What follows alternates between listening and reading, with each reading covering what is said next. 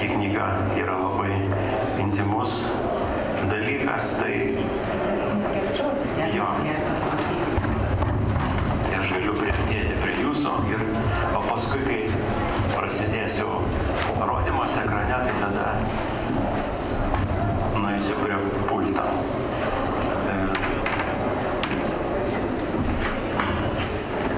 Daug metų bendradarbiavau su Paknio leidykla leisdamas knygas, savo knygas ir abiejų ir jo knygas.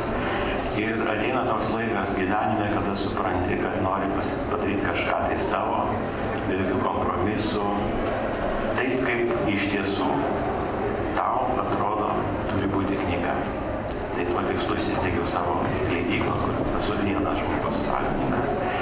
Ir pirma knyga, kurią sugalvojau, buvo 2 Josifo Brodskio miestai. Kadangi įvyko paroda prieš keletą metų Vilniaus galerijoje ir ten buvo juodai baltos fotografijos iš Vilniaus, Venecijos, Peterburgo, bet kelių miestų. Koks pavadinimas? Prispaudė prie sienos mane ir koks? Josifo Brodskio miestai, nes pagrindė tai buvo Peterburgas ir Venecija, Vilnius dar šalia. Kaip žinia, jisai 32 metų buvo išsiųstas iš Rusijos, jo gimimo miestas ir jaunystės buvo Sankt Peterburgas, kuris sukūrė labai jau jaunas būdamas brandžius eilėraščius, o paskui atsidūręs vakaruose, jis praktiškai kasmet važiuodavo keli mėnesį į Veneciją ir ten buvo jo tikrasis ir svajonių miestas, kai jisai dar buvo Rusijoje, o po to tapo jau tokiu miestu, kuriame jis labai daug ir jį sukūrė. Tai yra labai svarbus iš tiesų ir iš dalies galim suprasti, nes tai buvo tarsi Sankt Peterburgo pakaitalas, jis irgi prie jūros, tai jie skiriasi iš esmės tie miestai. Tai va, o paskui visiškai savaime prasitėsi ta idėja, jau tiesiog parodos idėja, dar ne knygų idėja, kad lygiai taip pat galima paskirti tą temą ir Česlovui Milošui, kuris beje buvo ir artimas Brodskio bičiulis ir daug jam padėjo, kas išvyko vakarus. Milošas buvo vyresnis. O Milošo miestai tai yra Vilnius ir Krokuva. Vilnius tai jau be jokių kompromisų, nes tai buvo jo ir gimnazisto, ir studento miestas, ten jis patyrė ir pirmąją meilę, buvo žagarų narys, studentavo ir tas miestas jam taip įsirėžė į sąmonę, kad jis iki pat mirties jį skaitė savo pačiu brangiausiu. Ir tai labai gerai atsiskleidžia jo ir Tomo Venclovos laiškuose vienas kitam. Tai va, tai taip gavosi, kad vis tik pirma knyga bus skirta Česlovui Milošui, tai yra Vilnius ir Krokuva. Ir tai tiesiog mano tarsi tokia dovana šiam kūrėjui, kadangi jis kaip literatas, kaip poetas, kaip eseistas man be galo brangus ir drįsau sau leisti jam skirti šitą knygą. Ir dar kaip patvirtinimas galiu pasakyti, kad patvirtina šitą idėją, kad Krokuvoje jo namuose kabo kelios mano fotografijos, kuris buvo įsigijęs iš galerijos. Tai va, šitą knygą darė toks rygietis dailininkas Aleksej Muraško, jisai kilęs iš Baltarusijos, bet laisvai kalba latviškai, yra toks kaip sulatvėjęs, jaunas, bet jau gerai žinomas Europoje. Ir pasiūlė ją padaryti dvipusę. Reiškia, iš vienos pusės yra Vilnius, o apvertus yra Krokuva. Ir jinai žiūrima iš 2 pusių. Iš pirmos, reiškia, čia prasideda Vilnius, po kiek laiko atsiranda tekstas. Ir knyga žiūrima nuosekliai, reiškia, beveik iki pabaigos, nors atsiranda kadrai, kurie aukštyn kojom. Nežiūrint to, reikia žiūrėti iki galo vieną miestą. Jisai baigėsi jau netoli pabaigos beveik, o čia yra paskutiniai Vilniaus kadrai. Ir tada apvertus knygą žiūrima iš kitos pusės vėl nuo pradžių kaip Krokuva. Tai aš jums pavardyti tiesiog tą knygą pamažu. Aš eisiu tada prie pulto ir pradėsiu turbūt rodyti tą iš eilės tą visą seką. Tai Ir kitas dalykas, ką norėjau šitose knygose parodyti, kadangi visos fotografijos yra mano, tai galėjau elgtis su jom kaip tinkamas. Tai su tais dailininkais, kurie darė knygas, ir Aleksej Murašovo, Peterburgo ir Venecijos knygą darė Sigutė Klevinskaitė, susidariau, kad jie elgsis su fotografijomis kaip su statybinė medžiaga. Bet aš neturiu jokių pretenzijų kaip fotografas, kad kiekviena fotografija matytųsi labai gerai toje knygoje, o jinai būtų kaip ląstelė, kaip dalis bendro pasakojimo. Tai yra pasakojimas vaizdu. Todėl, kad labai daug knygų yra tiesiog fotografiniai albumai, kurie padaryti iš fotografijų. Ir ten kiekviena fotografija traktuojama kaip meno kūrinys, ją galima tiesiog atskirai žiūrėti. Šitose knygose viskas yra truputį kitaip. Fotografijos yra tik tai pasakojimo dalis. Jos tarsi vaidina mažesnį vaidmenį, bet esmė yra pati knyga. Ir tokia knyga jau vadinasi fotografijų knyga, fotografinė knyga. Tuom skiriasi nuo fotografijų, fotoalbumų. Ir bandysiu tada ekrane paleisti šitą knygą. Tai va, prasideda nuo Vilniaus ir važiuojam tolyn. Vilnius fotografuotas nuo 83 metų, 83, 4, 6. Paskutiniai kadrai toj knygoje padaryti maždaug 2004 metais turbūt, bet dauguma yra daryta prieš 40 metų. Tuo metu aš dar net nežinojau, kas yra Milošas, bet man tiesiog Vilnius buvo labai brangus miestas, irgi mano jaunystės miestas, ir už tai daug laiko praleisdavau klaidžiodamas ir fotografuodamas. Tie laikai nuo mūsų dienų skiriasi tuo, kad laikas neturėjo jokios vertės. Buvo kita santvarka, kiti santykiai tarp žmonių, jokio interneto, jokių socialinių medijų. Ir daug laiko mes praleisdavom skaitydami, klausydami muzikos, bendraudami. Na va, čia prasideda Krokuvos jau vaizdai, bet vis tiek žiūrim tiesiai tolyn.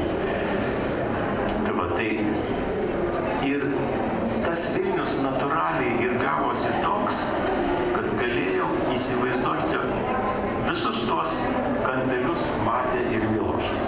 Ir panašius, nes čia daug kur net nėra ir nei reklamos, nei žmonių beveik nėra, nes fotografuodavau anksti ryte arba kai blogas oras, sekmadieniais, beveik nėra automobilių.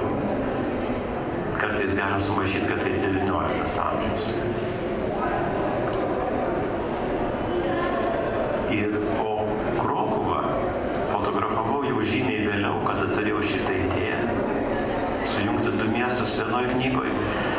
Ir ją traktavau visiškai kitaip. Jeigu Vilnius yra grubus, nulytas, apsnigtas, tai Krokuva yra iškilminga, karališka. Kadangi Milošo metai praleisti Krokuvoje, paskutiniai 10 gyvenimo metų, jau tas miestas jam nebuvo toks svarbus, kaip kad Vilnius, kuris buvo svarbus visą gyvenimą. Ir fotografijos Krokuvos yra daugiau kaip vaizdai. Va čia yra paskutinis Vilniaus kadras, mes atsisveikinam su angelo veidu ir tada galima pradėti žiūrėti Krokuvą.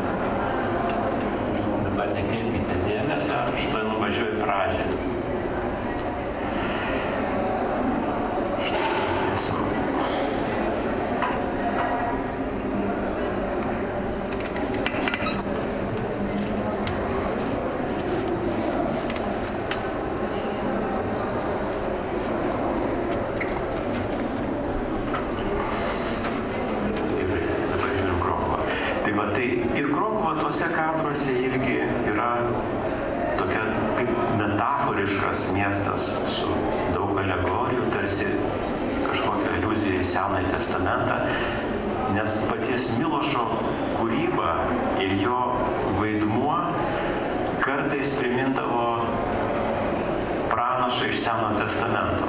Jisai kalbėjo labai išmintingo žmogaus balsu. Tai vat Krokuva šitoje knygoje irgi traktuojama tokiu būdu visiškai kitaip negu Vilnius. Ir tokiu būdu susilipdo du skirtingi požiūriai į vieną daiktą.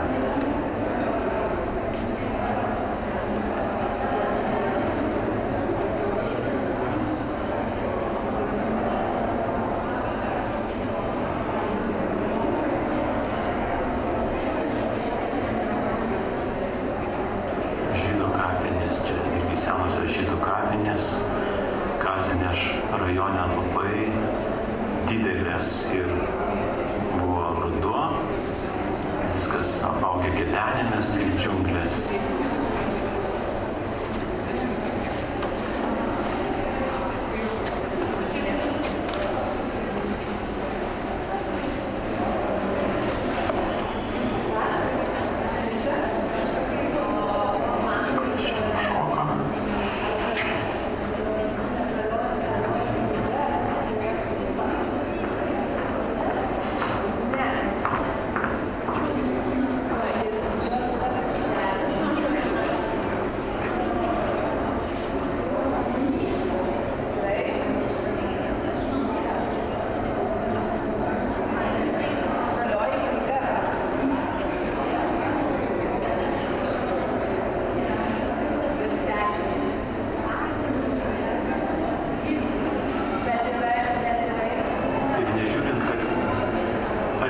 Sudaryti iš dviejų krypčių fotografijų, vis tiek tas dailininkas traktavo fotografijas jas jungdamas taip, kad atvertimas gautųsi tarsi grafikos meno kūrinys. Vis tiek žiūrisi ar iš tos pusės, ar iš tos jisai toks turintis pusiausvyrą.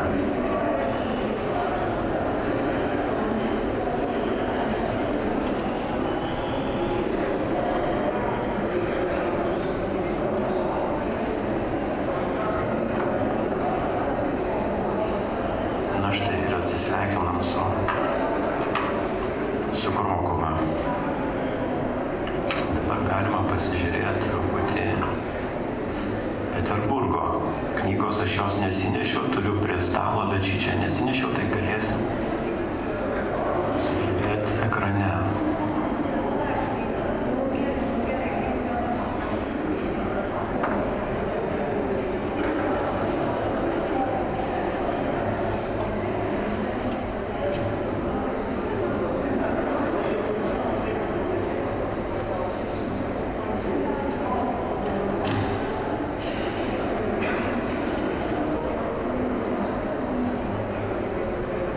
Kaip ir sakiau, šitą knygą darė dailininkė Sigutė Chlebinskaitė ir idėja šitos knygos, jau jos vardyti nereikia, reikia žiūrėti tik tai nuosekliai nuo pradžių. Ir tie miestai sujungti irgi pramaišiui vienas su kitu, tačiau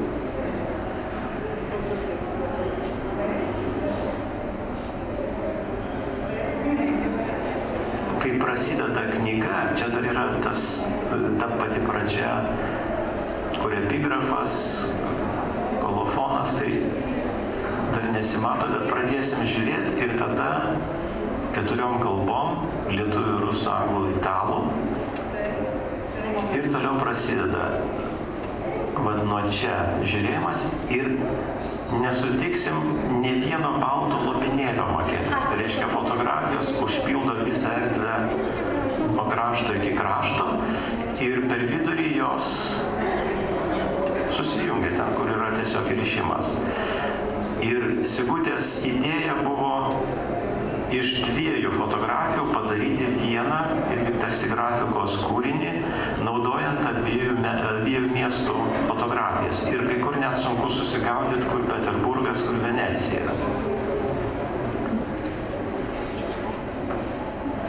reiškia iš dviejų skirtingų fotografijų jinai padaro vieną savo kūrinį ir tas knyga yra žiūrima taip, kaip žiūrint tarsi filmą.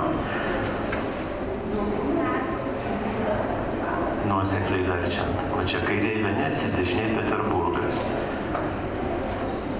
Kai kurie kadrai yra per atvertimą, tik tai vienas kadras, kitą kartą nesunku suprasti, ar kairiai Venecija, dešiniai Peterburgas.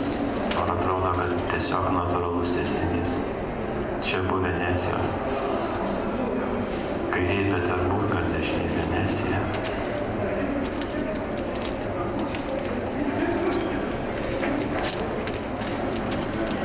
Ir tie du miestai labai kontrastuoja vienas su kitu keliais dalykais. Vienas buvo įkurtas Venecija, įkurta tarsi išsigelbėjimas nuo barbarų.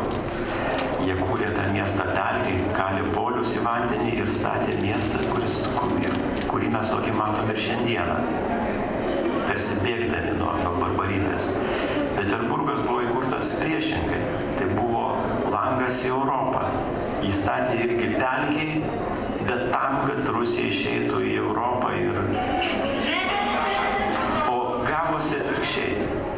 Venecija pasidarė tarsi toks kultūros perlas, o Peterburgas pilnas skausmo ir tragedijų ir visa jo tokia istorija. Tai yra žiaurus miestas. Bet vienas su kitu jie vis tik tai gali susikalbėti, man taip atrodo. Kadangi yra ir vanduo, ir akmuo, ir debesis, ir tai jos turbūt ir jungia.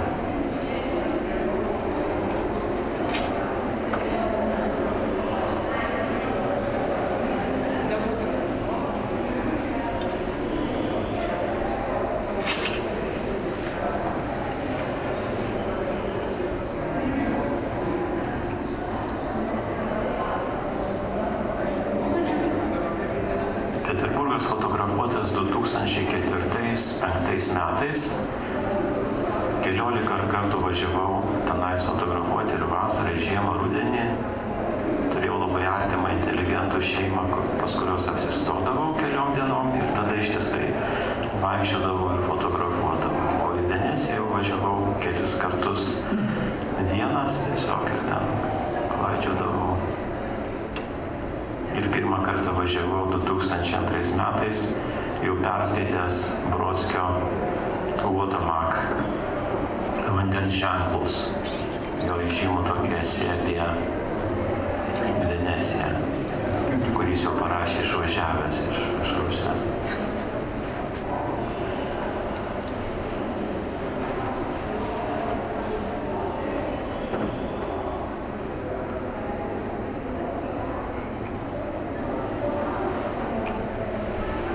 Čia baigėsi knyga Peterburgas.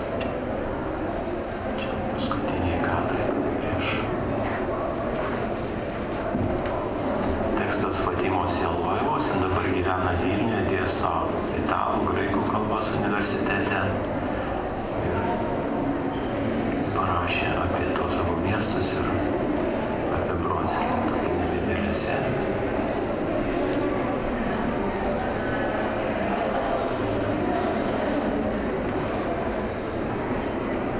Yra piktogramos tų miestų, kadangi pavadinimų prie fotografijų nėra nei paginų, tai čia galima susigaudyti, kuris kadras iš kurio miesto, kartais sunku atskirti. Čia yra Venecija. Kolofonas ir paskutinis kadras knygoje tai yra tas, iš kurio padarytos 4 fotografijos prie epigrafų, tai yra 4 detalės iš šito kadro. Tuo baigėsi. Sigutės Lilinskaitės visokie malonūs fokusai. Ačiū labai už dėmesį. Tai dabar, jeigu norit man nors klausyti, tai mielai atsakysiu, turbūt dar turim laiko. Apie bet ką, apie knygas, apie fotografiją.